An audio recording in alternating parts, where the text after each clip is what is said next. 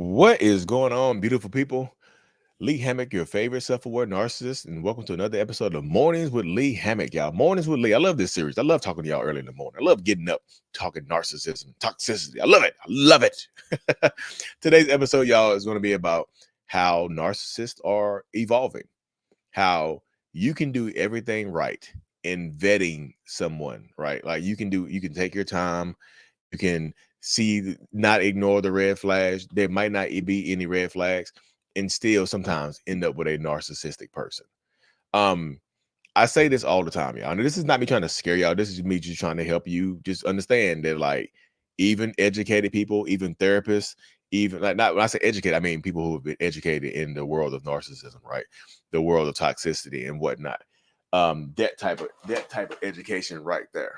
That's what I mean in this space right here. Give me one second, yeah. A little brightness. That type of education right there, like you've been educated about narcissistic abuse. You know that it exists, right? You can still fall for a narcissist.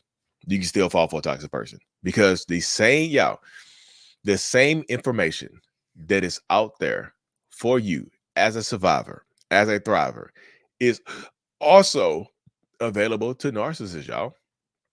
It is the same information that you see online, the same information that's on TikTok, that's on Instagram, is also available to that narcissist or toxic person. It just is, y'all.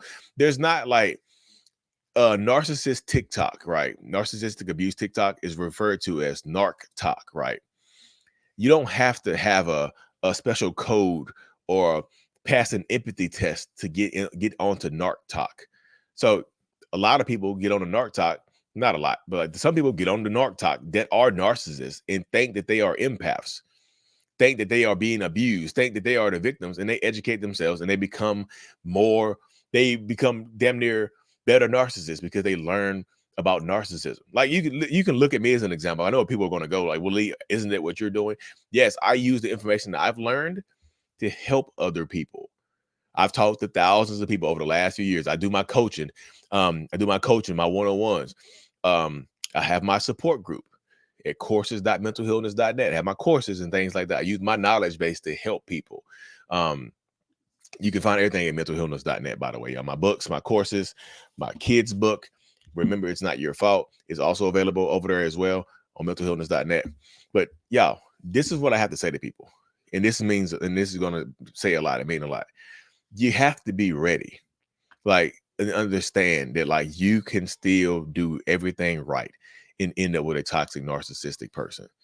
Like, it's possible to give love to the wrong person, because they showed you that they were nice. They showed you they were good in the beginning, and you didn't see any red flags. Everything was cool until something big happened, until there was a pregnancy, until y'all got married, until y'all moved in together. Everything was cool until that happened, and then the shift happens, and then you feel like it's too late, right? You're already in love with the person. You're already building the future together. But now you're just like, well, maybe they can change. And then you get more deeply embedded into it. So I do this video right here to tell y'all that narcissists are also evolving, and you, like, take your time. Of course, take your time. Well, Lee, Lee, you're scaring the hell out of us. Are we supposed to remain single and not date? No, I'm just saying, learn to use the word no. Y'all want to be narcissist proof or get rid of narcissists faster? Learn to use the word no. Yo, when you're packing your spend the night bag, or you're getting ready for your first date, get your cell phone, your condoms, your your fan, and then also pack the word no with you. Put no right in here, like stuff that right there. Make sure your iPad is in here. Stuff the word no right in there with you, right? You have to.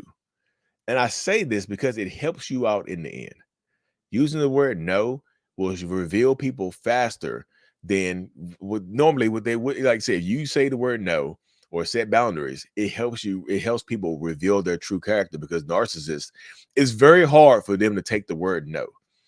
It's very hard for them to take any type of criticism. It's very hard for them to do that.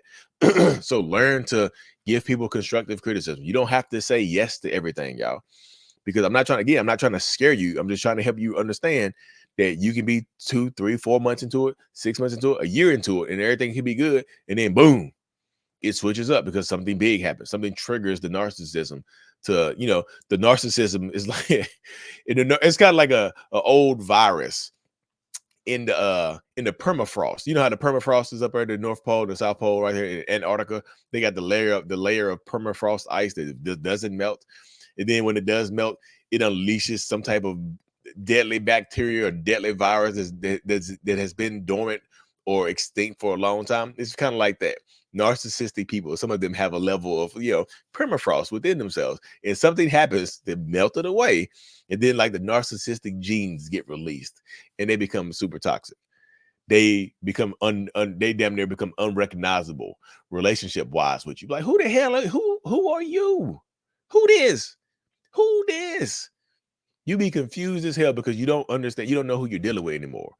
And like I said, that's what I'm trying to help people wake up to right now, that you could very well be running into a narcissist that could be a good person for a while. Everybody could love them. It could be valid for a long time, and then they switch it up. There's varying levels of narcissism. And there's, like I said, there's varying times of dormancy. They can remain dormant for a while. So you want to unearth it faster? Say no. Reject them. Make them feel bad about themselves sometimes, y'all. I'm not telling you go out here and be mean, be intentionally mean. You can poke fun at people. Most narcissists can't take a joke. They take jokes, little baby jokes, as personal attacks. And then they'll personally come at you. They'll personally attack you. So you have to stay ready for this type of stuff, y'all. You have to stay prepared for this type of stuff, because if you don't, this is the type of stuff that's going to continue to happen to you. They're going to run over top of you. They're going to make you feel bad about yourself later on, and then they're going to be deeply embedded in your life, and you're going to feel like it's too late to get out of it, because maybe you're pregnant. Maybe you got them pregnant. Maybe you see what I'm saying? Maybe y'all just bought a house together. Maybe you just co-signed on a loan. Maybe y'all just moved in together. Maybe y'all just, like I said, you work together. Whatever the situation is, narcissists are evolving as well, y'all. As much as empaths are evolving, they're becoming, I feel like there's so many different types of empaths now, y'all. Just like somebody told me the other day that they were like a Hakoya empath. Like, I just found out I'm a Hakoya empath. I'm a Sigma empath. I'm a super empath. I was like, is the flying empath next? Is the flying empath the one that jumps out the sitting on top of the building like an eagle, and you fly down and you take out narcissists? is the flying empath next? You know what I mean? But just I'm just joking, yeah. But just as empaths are evolving, codependent people are evolving, so are narcissists. So take your time. Like I said, vet people. Like, again, you can vet them deeply, and they can come off as good people, and then they can still end up being toxic later on. Just take your time, y'all. Don't rush into anything. Your best defense is using the word no and taking your time. Those are your best defenses. But again, some narcissistic people can outlast it for a while. And they can, like I said, you can be deeply embedded in their life, and then they can just flip the script on you. So take your time. I'll end it with this, y'all. It's not your fault for loving. Sometimes, like, you can do everything right. You can say no. You can set those boundaries. You can take your time, and you can still end up in a toxic relationship because you love this person. It doesn't make you a bad person.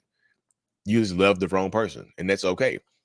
Course correct. You have time to course correct, no matter how old you are. You can course correct.